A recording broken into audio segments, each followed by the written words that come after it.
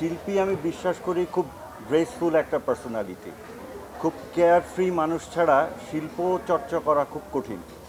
এখন আমার একটু আগে রবীন্দ্রনাথকে নিয়েও হিংসা হচ্ছিল যে আমার বাবা দেবেন্দ্রনাথ ঠাকুর হলে আমি সুবিধাজনক অবস্থানে থাকতাম, কারণ আমি কেয়ারফ্রি শিল্পচর্চায় বিশ্বাস করি যে আমাকে বিপদগ্রস্ত একটা চরিত্র নিয়ে নতজানু হয়ে ঘুরে বেড়াতে হবে, এভাবে আসলে শিল্প হয় না।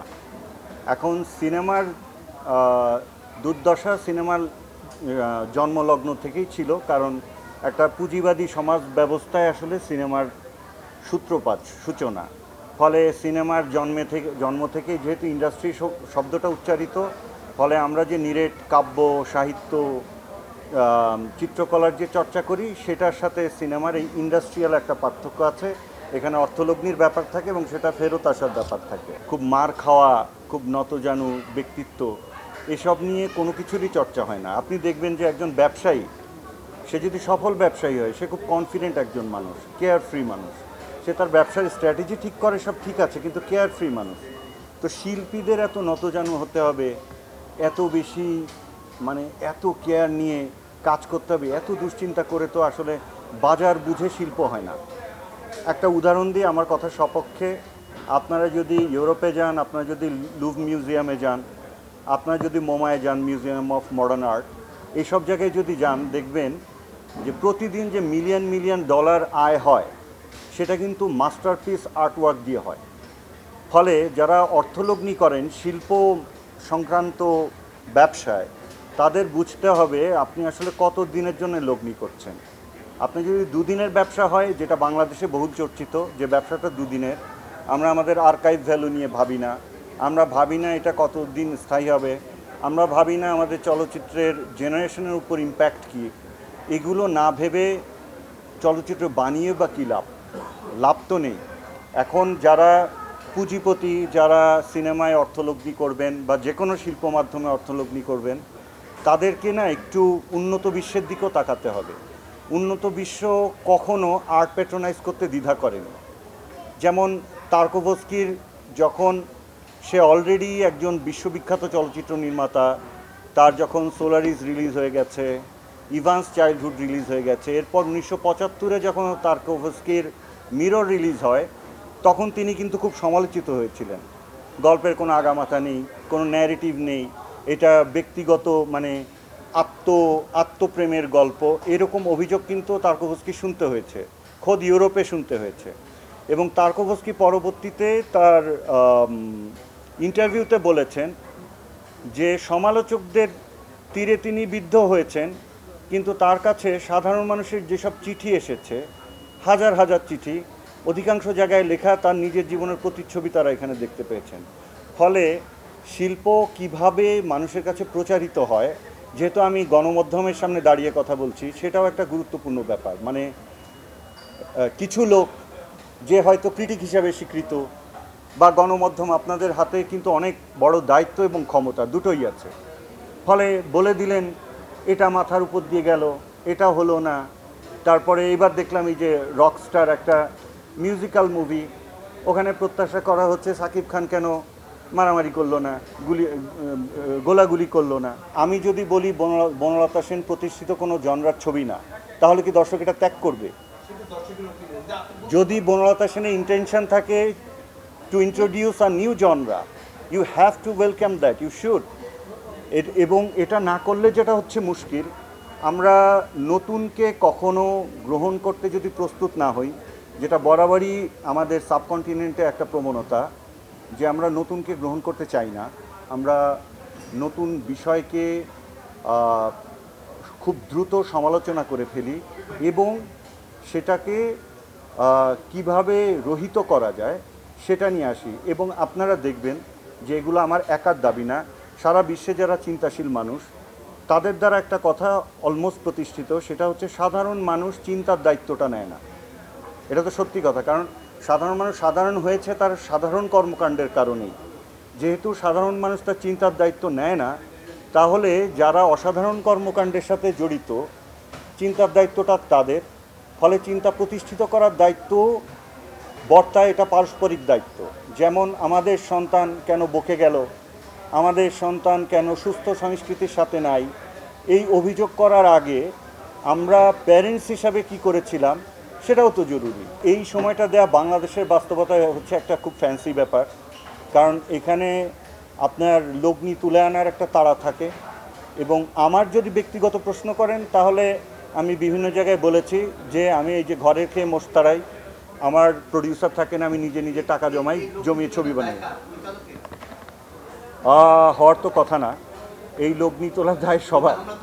হ্যাঁ, না পরিচালককে পান, কারণ আপনারা আশা করছেন হচ্ছে আপনারা এই যে কাঠগড়ায় দাঁড়িয়েছে যারা, তাদের সাথে না বসতে হবে হচ্ছে সিস্টেম বানায় কারা, সরকার বানায়। সরকার যে বহু আগে ঘোষণা করেছে যে ফিল্ম একটা ইন্ডাস্ট্রি। হ্যাঁ, তো আমাদের এটা ইন্ডাস্ট্রি হলো কিভাবে, যে ব্যবসার বা যেই শিল্পের, আপনি ইন্ডাস্ট্রি অর্থে শিল্প বলবে তখন যেটার আপনার জিডিপিতে ভূমিকা আছে। আমাদের চলচ্চিত্রের কি আমাদের জিডিপিতে কোনো ভূমিকা আছে? নেই তো। তো কথা হচ্ছে আমরা তো যে সরকারই আসুক দেশে, তার কাছে খুবই উপেক্ষিত একটা জায়গা শিল্প সাহিত্য এবং চলচ্চিত্র। তো সরকারের কাছে যদি শিল্প সাহিত্য এবং চলচ্চিত্র উপেক্ষিত হয়, এখানে যতগুলো ডিরেক্টর বসে আছেন তাদেরকে আমি আমার পক্ষ থেকে ধন্যবাদ দিতে চাই যে এত বড় রিস্ক কেন নিতে হবে। আমি ওখানে বসেছিলাম, আমি আর সুমন কথা বলছিলাম, তখন ওকে আমি বলেছিলাম যে একটা সিনেমা বানাতে গিয়ে যে পরিমাণ সময় দিতে হয়, যত জায়গায় যেতে হয়, যে পরিমাণ নিজেকে নতজানু করতে হয় এবং যে পরিমাণ শ্রম দিতে হয়, তার সিকিভাগ শ্রম একই মেধানী অন্য প্রফেশনালে দিলে একটা মিলিয়নিয়ার হওয়া যেত। এখন যাই হোক, শিল্পীরা হয়তো এটা হতে চান না, তাদের ক্যাপাবিলিটি থাকার পরেই শিল্পেই সার্ভ করছে। ফলে আমি যদি এখন বলতে চাই অনেক দীর্ঘ বক্তব্য হয়ে যাবে। এখানে আরও আমার ফেলো ফিল্ম মেকাররা আছে, তারা কথা বলুক। তবে আমি যেটা বলতে চাচ্ছিলাম সেটা হচ্ছে যে আমাদের সমালোচনা করার প্রবণতা খুব বেশি। এই যে যারা কাজ করছেন সকলে তার ক্যারিয়ারের কোথাও না কোথাও রিস্ক নিয়ে কাজ করছেন।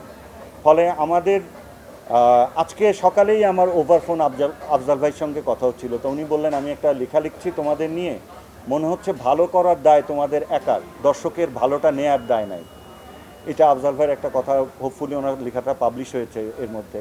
ফলে দর্শকেরও কিন্তু একটা দায়বদ্ধতার জায়গা আছে যে সে আসলে কি নিতে চাচ্ছে। ফিল্ম মেকিং নেশন হিসেবে আপনাকে যদি ইভলভ করতে হয়, বিশ্ববাজারটাও তো দেখতে হবে তারা কিভাবে ছবি বানায়। ফলে ফিল্মের একটা খুব সুন্দর সহাবস্থান থাকা দরকার, অনেক ডাইভার্সিটি থাকা দরকার সিনেমায়। আর আমি আমার বক্তব্য শেষ করতে চাই এই আর্ট মুভি আর কমার্শিয়াল মুভি, এই যে এক দ্বৈরথ, এইটা নিয়ে আমার একটা সবসময় প্রশ্ন হয় যে আজকে এই যে আর যে ছবিগুলো হচ্ছে, যে এই যে মালিক, রকস্টার, এগুলো কেন আর্ট ফিল্ম না? আর রোহিত বা বনলতা সেন কেন আর্ট ফিল্ম? এই বিভাজনটা কে করলো? আপনি লেন্স দিয়ে দেখেন, আপনি কালার দেখেন, লাইট দেখেন। আপনারা আমার যে দৈনন্দিন জীবন, সেটা দেখতে খালি চোখে যেরকম, সেটা তো লেন্সের চোখে দেখা যায় না। তাহলে আমার মনে হয় এই রকস্টার, মালিক, পিনিক, যাই বলেন, এইগুলোকে আপনাকে আর্ট ফিল্ম বলতে হবে। একই সাথে এই যেহেতু অর্থলগ্নি করে রোহিত বা বনলতা সেন বানানো হয়েছে, একে আপনার কমার্শিয়াল ছবি বলতে হবে। বিভাজিত করে তো লাভ নাই। যেহেতু আমার অর্থলগ্নির টাকা তোলার তাগিদ আছে, তাহলে এটা অবশ্যই কমার্শিয়াল ছবি। দর্শক দেখে নাই বা মানেই সেটা খারাপ, এই কথায় যদি যান তাহলে জাতিভাবে আমরা কালচারালি কোথাও ইভলভ করব না। এটাই হচ্ছে আমাদের ভয়ের জায়গা। আমাদের সিনেমার ঐতিহ্য, আমাদের লিগ্যাসি বলতে গেলে এখনও কেন সূর্য দিঘল বাড়ি বলেন, এখনও কেন সীমানা পেরিয়ে বলেন, এগুলো তো সব তার সময় যে খুব কমার্শিয়ালি সাকসেসফুল তা তো না। তার মানে কি আমাদেরকেও এই লিগ্যাসি ক্যারি করার সুযোগ দিতে হবে। আমাদেরকে যদি নিরুৎসাহিত করা হয় যে না না এইগুলো দেখেন না, মাথার উপর দিয়ে যায়, তাহলে আপনি লিগ্যাসি ক্যারি করতে পারবেন না। That's our problem. আপনাকে তো একটা ফিল্ম মেকিং নেশন হিসাবে আপনাকে যদি 20 বছর পর জিজ্ঞেস করা হয় আপনার দেশের কাল্ট মুভি কোনটা, আপনি কি তালিকা করবেন তখন? সো যারা এই দায়িত্ব নিচ্ছে বা যারা নিচ্ছে না, সবাই দুই ধরনের। যেমন সিনেমা হলগুলো যেই ছবিতে সবচেয়ে বেশি আর্ন করে, তাদেরকেও তো আমরা উৎসাহিত করতে চাই। আমি তো বলছি না যে এই ছবিগুলো তৈরি হবে না, কিন্তু যে ছবিগুলো আপনাকে ফিল্ম মেকিং নেশন হিসাবে ইভলভ করতে হেল্প করবে, দ্যাট শুড বি অ্যাপ্রিসিয়েটেড, এইটুকু বলছি। আপনি যদি অভিযোগ করেন যে আমাদের ছবির প্রচারণা নাই, সোশ্যাল মিডিয়া তাকালে সেটা বলে না, গণমাধ্যমে তাকালেও সেটা বলে না, আপনার কথাকে সমর্থন করে না, তার মানে আমরা প্রমোশন করেছি, মানে মানুষকে জানানোর চেষ্টা করেছি যে এই ছবিটা দেখতে হবে। এখন মানুষ দেখবে কি না দেখবে এটা তো একেবারেই মানুষের সিদ্ধান্ত। এখন মানুষের সেই সিদ্ধান্ত বদলানোর জন্যে, যেমন আমি গণমাধ্যমের সূত্র ধরেই বা সোশ্যাল মিডিয়া সূত্র ধরেই বলি, এবার খুব দেখেছি যে সুমন যেহেতু আমার বন্ধু, আমরা খুবই ঘনিষ্ঠ বন্ধু, ওর রোহিত বা আমার বনলতা সেন নিয়ে একটা কথা ওনারা অনেক সাহস করেছেন, বা প্রায় প্রায় একই প্রশ্ন শুনছি যে আপনারা এত সাহস পেলেন কোথায়। তো আমি তখন বিনীতভাবে একটা কথাই বলি যে কোনো একটা পয়েন্টে গিয়ে কাউকে না কাউকে তো সাহস করতে হবে, তাহলে এটার একটা পরম্পরা তৈরি হবে। ফলে সাহস করে নিশ্চয়ই অপরাধ করিনি বলে আমার বিশ্বাস।